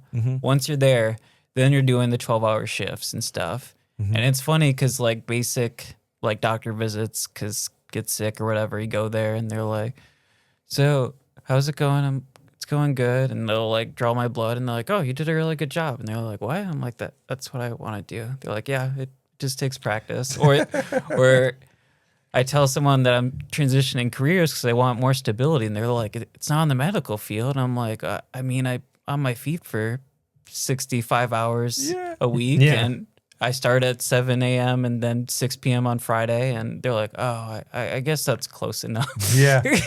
And there is a translation Yeah. from schedule to schedule for film to medical. Yeah, it definitely is. Like, I mean, it's Shout out to my buddy Daryl and his wife. They know. yeah. It's Yeah. like the long hours. Like you were like, Yeah. yeah, it's grueling hours, but like, hey, you'll be Yeah. livable. Like, Yeah, dude, I the only thing I know is you're living like the breakfast club right now of like medical school. So it's like, you know, I'm not saying you're getting detention and you have to spend your weekend or whatever in detention, but like, you know, there's so many stories probably being told, you know, that you're probably not even aware of or looking at because you're so busy looking at the medical things. You know, like there's a world around you in that education. That's all. I find it exciting and I want to weird. know about it. Again, unfortunately, with my individual classes, I don't interact with people. I'm usually pretty shy. And then, like I said, when I do need to interact, like, that was cool. We're never going to see each other again, but that was cool. Which is interesting being, like you said, in a college, so like decades later, and then seeing similarities and differences. And yeah, it's very interesting. do you think film has kind of helped you with that? Because with film, we have the contract labor of like, yeah, we'll see the dude for like 3 months, might not see him again for 3 years. And like with this, at least so far with the educational sense, do you think that's translating pretty well as like a helpful thing? Like you said, you'll sometimes get memories with a guy or lady, and you're like, this was a really cool experience, and then you're bummed you don't see them again. Honestly, I'm still waiting for those kind of things where like we're able to like, because when I went to school the first time, it was for film, and it was a small school. There's only 10 of us. We all worked very hard to get there after 2 years. So those 10 you knew all very well. Some you got along with better than others, but like you knew them, and if they needed something, you're like, yeah, I got your back. So it's not there yet, but I'm hoping once I'm in medical school, it'll be that way. Dude, when he gets his first job, we all got to go in there like, yeah, Mike's got a job. I like, beat me. Like, show him what you could do. Come on, find that vein, Mike. Find that vein. Holy crap. All right. Find that vein. Like you start. Oh, yeah, into there's a your horror version. movie. Oh man. Dude, that's dude. I'm so proud of you, Mike, dude, for like going in that field, dude, helping people. But it's so you know what I mean, dude. You were helpful every moment that I've known you, as far as like a grip goes, and like things Still that, helpful now. It hasn't changed. Like even if he's not in film anymore, like he's still like the hollow haunted house. Like he's such a clutch helper for us. Dude, I mean, you are a Swiss Army knife of like, dude, you have so many different skills that you don't act like you have. And there's so many things that you're good at that you think you're not good at. It's so strange to think like, man, like you're awesome, dude. You're going to blow up and you're not going to realize it. And everyone around you is going to know it. And you're still going to be sitting there thinking, I don't know why, but everyone else is going to know why. It's just so wonderful because he's also just a humble, nice guy with a fantastic poker face, which is why playing games with him sucks because you're like, I don't know what you're planning right now. Yeah. But like, but works great because just like there's nobody I could never think of that would not see you like, this guy's not going to be an issue. Like he's not, you're not, there's not going to be a reason to like hate you or be like annoyed with it. Like be like, no, keep him around because at least he cares. And like that is one of the reasons why I told you first. I mean, that's all. You know, I told you, I told my wife, then I told you, and then I told my buddy Jason. You know, I said, the Wizard King, and I said, hey, dude, this is what I got going on. What do you think? Because I know you guys keep it straight. You know, you're not going to sugarcoat it. You're gonna, like, you would have been like, oh yeah, I mean, if you want to do that, you know, whatever. But you're like, yeah, I could see you doing that. And I was like, that's it, man. There it is. it's a tender. It's just such a tender, like. Yeah. your opinion has weight with me, is what I want to say. Nice. Your opinion. Yeah. The way you think, the way you want things done, the way you think things should be done. I value all of those thoughts and opinions. Yeah. So that's all, you know. And I'm over here. He didn't. I had to ask him. Like, hey, where's our lost episode, dude? Reese, I'm telling you, dude. Like, my wife will find it. I don't doubt that. My wife, she's real good with the technical stuff, you know, with the computer and stuff like that. We bought a couple months ago, or actually, almost a year ago now. I can't believe this is like we've been maybe almost a year. Is like 8 months ago. We bought a program to like sift all the memory cards that we have. Oh, wow. Yeah. So she knows how to work it. She's going to fix it. If she finds it eventually, you know, we will put it up. No, yeah. It's like, I definitely we're actively looking. No, I don't doubt that. I just like, we're actively looking. Like, I want to listen to more of your episodes because like I said, there's just so much content out right now. Like, I listened to like you would have when we brought Payne and Taven on, Mark and Heath. Dude, Mark's got to come back on. Mark's got to be and because he shot Stranger Things, yeah. So he could get stories as well for that, and that'd be really interesting to see. Like, yeah, he's here's done a crew. so much. What hasn't he done? Jeez. Yeah, I know. Like, what would you say if one of your first jobs was sign? Like as a grip, as a grip. grip. He did science. Yes. Yeah. His first script job. Like, how do you top that? Dude. I mean, Stranger Things.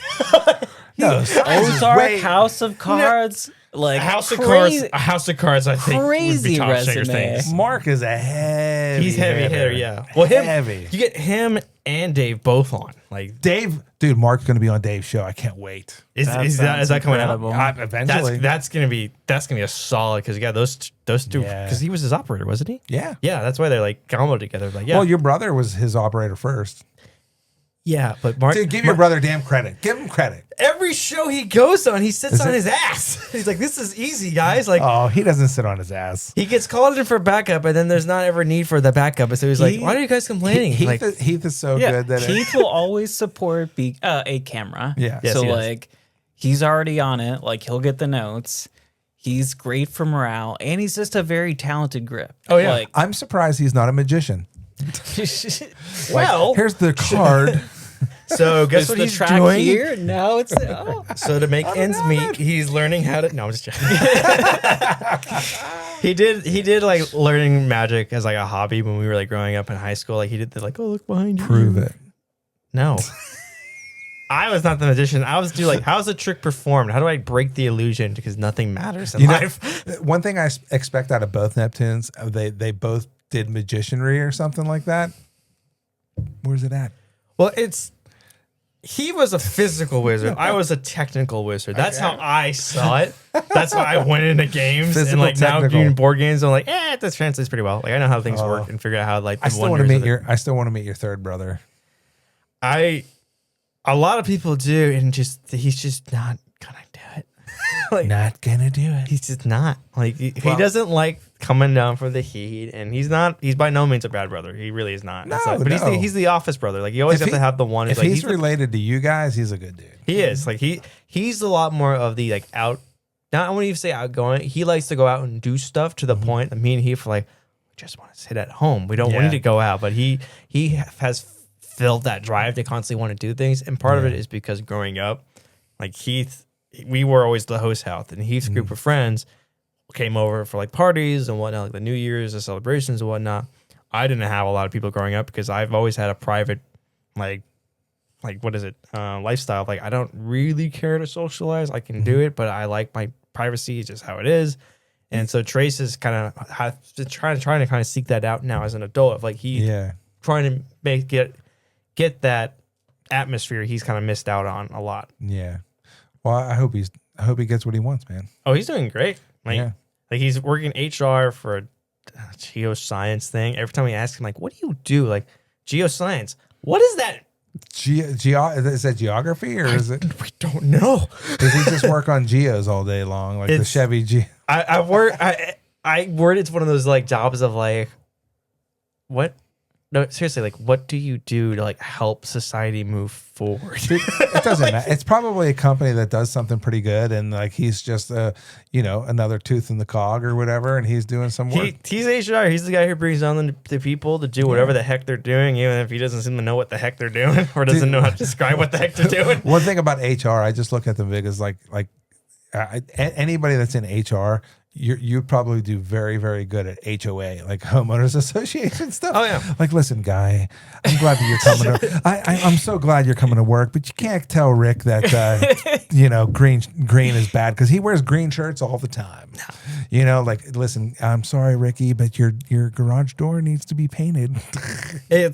That was one of our jokes growing up too. Of that like Trace was the paperwork one, I was the socializing one, and Heath was the grunt one. Of like Heath would be the physical worker, I'd be the one making like the connections. Trace would be in the office, just getting all the paperwork done really well and hiring people on that we really don't need. But hey, it looks good on the back right off. It sounds like you guys need a business to start.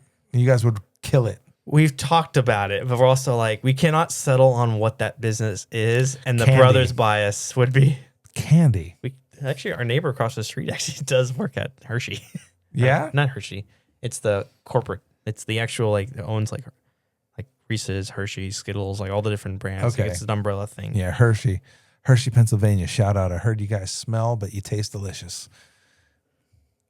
Hershey, Pennsylvania, the chocolate. Are they the factory? The factory, yeah. A lot of people who live at Hershey, like they say, "Oh man, it just smells horrible. It doesn't smell like what it tastes like." So that's my joke. So people like, subscribe, comment down below what it's about Hershey. This just your smells just remind me like weird segue to that of like going from a film gig to like a 9 to 5 gig. Yeah, good. What's your 9 to 5 gig? So the 9 to 5 gig I've found is it's escape room game master. So basically, when you go to escape room, which is fitting job, perfect. It's not. No, I'm not. Go ahead. Nah, the job itself is actually a lot of fun. It's really easy. The coworkers I all work with are really great. There's some management stuff that just kind of kills the mood, but I won't say at what capacity. But like it's great for someone like me who went to games like, oh, this is perfect and translates really well. But it's fascinating seeing like going from the film lifestyle of your 12-hour days. You're brought in because chances are you're the guy they want. Like you're the one who got the phone call, which means make the most of while you're there and make an impression. Compared to going back to a 9 to 5 gig of like nothing. What am I doing here? Like just a number and machine went up. And credit this job is really nice because the one I'm working at, it's here in Atlanta. It's called Panic Escape Rooms. It's a small time escape room, pretty good quality for what it is, and it's a lot of fun. It's also a job of like only one there most days. And so it gives me a great time to like work on the board game stuff and work on side hobbies, which is exactly what I was wanting for looking for a side gig. Don't say that, dude. They're going to say you're not working. Oh, I'm the best worker there. What they type all know of it. escape room do you have? Do you like rotate ideas for rooms, or do you have like a set like 4? So for the RS, we do 3. The first one we have is Medieval Madness, which is like a religious escape from a torture room one. And then our second one is... I didn't mean to flip you off there. Our second one is a wizard fantasy, which is like Harry Potter, like kind of a fantasy setting for that. And then do you make people run at brick walls that they think they can run through and then they knock themselves out? It's not that quality, but it's a very much a small scale, but higher quality, like escape room. The last one is Red Wire, which is a spy thriller, and that one is Red Wire is easy, Wizard is medium, and then Medieval is hard. And does the owner come up with like, we need a new room? Like, come on, like you guys sit around the board like they do it like, I don't know, like pitch meetings at like, I don't know, Kellogg's like, we need a new cereal, or Mattel's like, we need a new toy. I would love that. Reese is like, oh, we want to hang somebody for real this time. I would love that. And the problem is, and this is something I'm kind of learning about with that, is that so escape rooms are a good example of like franchisees versus like actual other ones. So this one is a franchisee, and the Panic brand is Russian. It was imported over from Russia, and so a lot of that, we have no say. Pretty much, you're there You're just there to man the building. As well, all of us when they come to you and talk to you, we don't get the Russians. like, If so something North Korea breaks, we get the support Russians teachers. because the Russians know how to repair stuff. Because they were the ones who built it, but they are not the ones coming in. It's still people local to Atlanta. Do they did the Russians look like really I look have up to not the met Aust- the Russians. Listen, You haven't had a Zoom call to talk with the No. boss? It's like, listen It's- here. It's we've- a whole process. It's one of the complaints I have of working there. We've of been like, paying a lot of attention to the Austrian and the Germans. We need more sauce. what escape room are you going to that they're feeding you? I don't know, man. Like, jeez. It's one of the things I have an issue with it, and it's the difference between this kind of escape room being a franchisee and particularly a European franchisee is that if you want stuff done, you have to go through them across the country, and that's a whole hurdle and a headache, which is one of the management issues I can have. see it right now. Vlad's like, listen, Reese, in this escape room, nobody really escapes. Ironically, the boss is on Hungarian, so you're not too far off of the accent. But Listen, they pay you the money, and you give me the money, and then you tell them to stick in the room. no comment. But the gig itself, it really is one of the like probably going to be one of the more fun jobs I'll ever have. But it's also sad thing I realized working film is that like nothing fun in the real world pays well, and nothing that pays well is fun. Yeah. And like escape room, because credit, you're not working super hard. Like I said, I'm the only one there most of the days because there's not really a need for more people there, and it's not that too hard a job. You're more bringing it. You're there to be the host of an atmosphere. So nobody with chainsaws or anything? No, we don't have the actors. I would love to have the actors, but for budget reasons, we just can't afford it. Even though all of us that work there at the building are like, we'll do it. Just pay us. Yeah. Like a raise for the holidays. Mike, if you worked in an escape room, what would your Russian accent be like? I've actually pitched Mike working at this escape room. Like, hey, you want something to do something? I would very much be cool with working for it. I just wouldn't want to be that person who bails for another job, in this case medical. Aw, So I don't no, want to get they- it. And then you'd be like, Reese, what happened? That's fair. And that's also one of the things of why jobs like this, which actually go comparison with film, is actually hard to find when you're working in a film life compared to a side gig like this. Like this one, part of the reason why I'm sticking around with it, even though it has some issues, is that there's flexibility in it that you can't find in like a medical field a lot. Dude, that sounds perfect. Like, hey, listen, I can work whenever I tell you I can work. And if you like that, cool. If not, I guess I don't need to be there. They're like, we want you to come here then. Yeah. Just to pay you cash. So that's what it is that like it's also really weird because I'm the oldest worker there at 27. It's a young man's like 27, Reese? I thought you were still 24. no. I thought it was 25. You're close, but not close enough. You missed like You'll 3 be- and 2 years. You're gonna be forever 24 in my brain. I can still get on youth passes. I can still make that work until I grow out the beard, which it just will not grow I see out. you have the 12 o'clock shadow right now. I'm It looks shaving good. tomorrow. I have to shave weekly because it doesn't. I don't have like Only a thick weekly? beard. I'm sorry. Oh my gosh. Here, let's talk about my other grooming habits. Anyways, Listen. No, like But it's but that's something people don't talk about enough in a film sense of like the job itself requiring like it's definitely it's a long job. Like when you're on the job working there, it's a long hours. Like people complain like, oh, 8-hour days, like in modern days and credit, like whatever you're doing, like retail, for instance, like there's some people who complain about that. Working film really makes anything else like this is easy. This is nothing. Until you do brickwork Yes. or block work. But even construction, like Construction does long hours. They do 10 hours. yeah, most you of the do time, you do 12 long, and hours. it's was did you say it's more grueling than film? No, I wouldn't say it's more grueling than film. Really? The difference between construction and film is film, like, so everything film, it is almost, the tempo is 5 times as fast. You do 5 times the amount of work. True. Okay. But nothing is severe. Where in construction, things are a lot slower, but everything you do might affect somebody in a manner. I mean, I guess like in safety standards, film, yeah, but we're pretty safe. I mean, everybody that we work with, we make sure that everything is safe. Yeah. But everything in construction is going to be there for the rest of, as long as it possibly can be there. Where everything we do in film, it's temporary. Yeah, and it's done So, for entertainment yeah. as well, which credit nowadays is a market that they really should be paying people better in. Considering, but well, I mean, think about it this way: like film, we bring it and we take it a lot of times within the same day. true. Where construction in a few hours. Yeah, like yeah. it might just be like set up for 3 hours, or even that one shot, and they're like, okay, it's done. Take it all out. Yeah, Or we're like, oh, lost the light. Moving on. Like, yeah. we need that. And Mike can tell people, Yeah. and Rees can tell people the things that we did on the shows that we worked together with, like there's a thing. I don't know if it's Travis Pastrana, the athlete who does all the automobiles, motorcycles, and just anything sports, but he has. Correct me if I'm wrong in the comments, but I think I heard it from him first, where it's safety third, because safety third is a mentality that stunt people have, because the imminent danger is just there. So what you're doing is extremely dangerous. What you're doing has a potential to take your life, but you're still choosing to do it. So you have to plan first.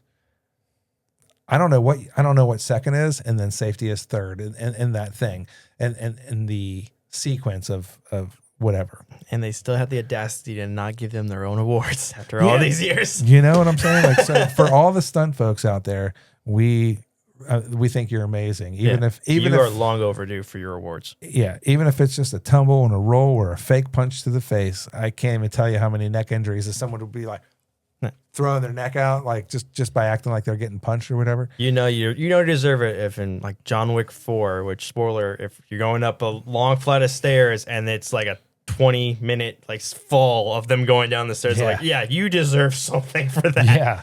So shout out to all of our stunt friends that are out there. We know a few, and just like the safety third mantra, it has to have its place in reality, because even in construction, when you're doing a critical pick with 2 different cranes and you're lifting something up and it's somewhat windy of a day, and for 3 weeks they've been planning this lift to put whatever top on something, it's like you actually have to say, like safety first isn't the mantra, because what you're doing is dangerous. Yeah. So technically safety is third, because you enacted the plan, and next is you make sure everybody is on the plan and everybody is ready to do what they're ready to do. And then safety is make sure everybody is doing what they're supposed to be doing dangerously to the plan. Yeah. Because I think it's a risk running business, and I mean, that's sadly what a lot of people don't understand or realize with film. Like there is some risky stuff they do for that to get to last a lifetime. What's the riskiest thing that you've seen on a film set? On a film set? Mm-hmm. Without throwing people under the bus and making things no look name bad. or show. Yeah, no name or show. Just I had to point that out because he would be like, "Dude, James was saying it from." No, I know I got injured on a film set, and it was because we were trying to put up a oh my god, it shows how I haven't been on set in a while. The frame. We were putting up a 12 by frame at like 25, 30 mile winds. Oh. Which was basically putting up a sail, and sure enough, like we put it up on our 2 combo stands, and the wind picks up, and I go yeet and go flying with it. As far as a grip, sometimes a grip is considered a sandbag. You're not that big of a sandbag. I know from personal experience that was the risk thing. Like we should not have been doing this. We tried doing it again on an 8 by, same thing, goes flying. Like, okay, let's get a van and just wheel a van on the set and put this thing on a van and use that as our blocker. And that was what we did for the shot. Yeah. But I think the riskiest, I don't know. I know you guys have I know Heath has stories of like thunderstorm and lightning strikes. Dude, me, Heath, and dude Ben and Jordan and Baby Bear, we'd be sitting in our shorty 40, and lightning is like literally coming our way. I guess I don't know if there's really like a risky thing. It's like more of a like where we're at is like shootings. We've had like we've heard gunshots and like, all right, closing down. Yeah, well, dude, when we had what's his name, Magic Mike or Mike from when we were on Ozark, and we were downtown Atlanta, we had that shooting happen. Because I was studio. I was like, they did what now? Like, oh, he's downtown. You okay? Yeah, and there was a shooting downtown. They made everybody go into the bakery, or not the bakery, the restaurant. And I'm sitting there thinking to myself, like, wait a second, why is everybody forced in this restaurant? Why is production putting everybody in the restaurant? And I was like, I'm leaving, dude. This is basically shooting fish in a fishbowl here. So as soon as I said that, and a hand other. Everybody just dispersed, and finally we found out it was an isolated shooting incident. That was the same. Oh, that makes it better. Yeah, that was the same night that the homeless lady would not come off our leveling blocks for the aerial man lift. We're like, hey, we need to get this lady off. She's like, no. That does remind me of, now I can think of one of the riskier one is we were shooting something. I won't say what. But we were wrapping out for the evening, and as we were wrapping out, you get a 12 on PA. It's like, hey, on the van rides on the way back to our crew parking, someone reported a woman had been shot down, and apparently they had to do detours around it because I didn't know the woman, but Landon, I think he mentioned, or maybe it was Landon or Tyler, one of them mentioned they saw the woman alive. Oh wow! And then. When they came back, like no names or location. no names, location. Not saying what they're on. They maybe could tell you, but I'm not gonna feel. I know that was probably one of like, oh shit. So we on the way, and that was like last hour of the evening. Like we're going home, and like, hey, someone's dead on the way to where you got to go to park. That's crazy. What about you, Mike? I've been racking my brain You've this had a long whole time. I know. So. Mike's in your corner. That's all right, dude. You're like, yeah, man, Ricky, when he like stabbed that lady's arm 15 times with the hypodermic needle to get a blood draw. No, sometimes there wasn't many situations where I felt like we, in particularly, in grip department, are unsafe. Occasionally, on certain shows, other departments would be a little sketch. One show when I was gripping, we had material on like. It was like a skylight on an industrial building. So it was like 6 floors up, and it was like this. And the material fell off.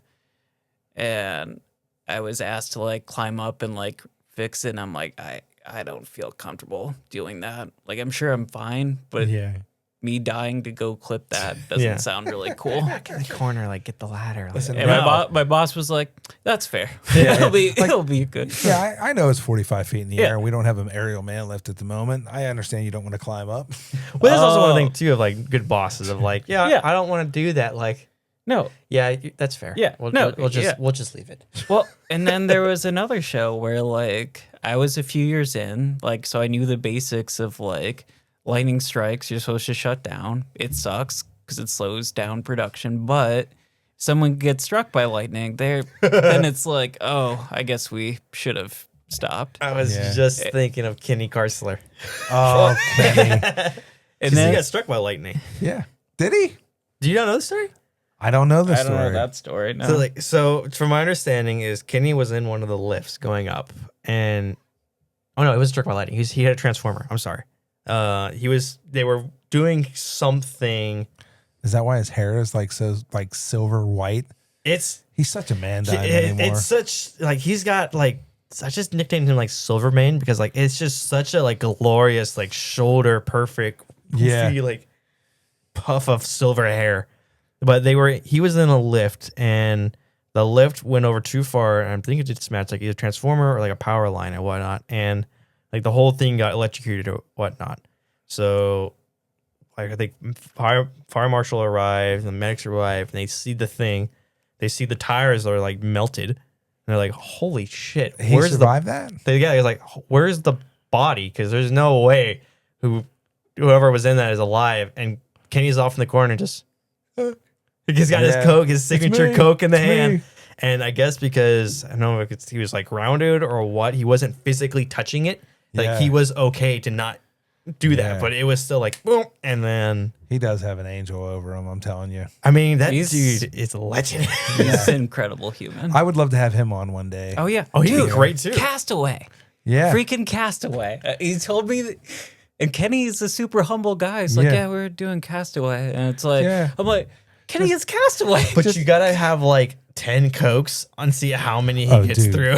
I will have 10 Cokes ice cold for Kenny. Anything. 3 a.m. in the morning, and he comes in with like a pack of Coke. Like, I'm ready. Like, no water. Like, never. I rarely ever see him drink water. We forced them one day. We did. Yeah, we forced. I mean, you were there. I mean, we were like, no, dude, no more Cokes for you. Yeah. You're gonna have a couple waters. He transitioned to Pepsi now as well. No but way. I can't believe. What? I missed that. Last, it was actually God, Dude, now all the PTSD story plays. Like, I think of another Dude, bad story if someone MSNBC, died. Fox, CNN, they would all be talking about this. Are you sure? Like, I know it because I brought him a Coke and he was like, "No, I don't need it." Oh, man. I'm like, yeah, I had a Pepsi. He was like, "What the fuck?" Well, listen, shout out to Coca-Cola being an Atlanta-based, homeland Atlanta-based brand, dude. Crazy. But, dude. So you can have like the logo. Yeah, yeah. Like, but stop using AI. Hire some people, folks. You're rich enough. But Coke? hey, yeah. yeah, that's true. Yeah, everyone's mad at Coke for using AI. Yeah, they got rid of the polar bear. But dude, guys, I want to thank you for coming on. I think this was a great night. Sorry about the lost episode, I but feel it this might is a be a better found episode. episode, and as soon as my wife figures that out, and thank you for everybody that's listening. Please like, subscribe. Seriously, when we hit 1,000 subscribers, we're giving away something pretty cool. We put some money into it and some thought into it. And thanks to PinBOX Productions, they're helping us out with the gift. So, if you have friends, share us so they can subscribe and get everybody a chance. There's nothing to purchase. There's nothing to like.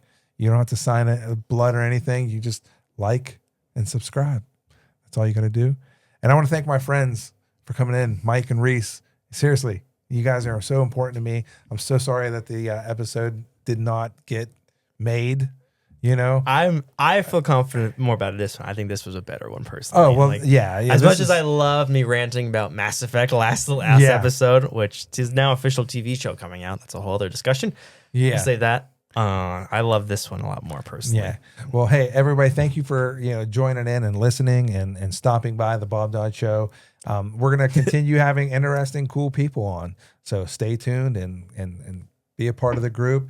If you ever want to be a guest on the show, just like and subscribe, tell me, or just subscribe and tell me or message me, whatever. I appreciate all the viewers out there. You guys are really making it happen for us. YouTube says we're healthy and good. I'm excited about that. So thank you very much, everybody. I wish everybody a good night. Take care. Can I do one last thing? Yeah, go ahead. I'm going to make this the thumbnail of me just staring at him. You can cut. Later, y'all. Bye. Laughter and joy.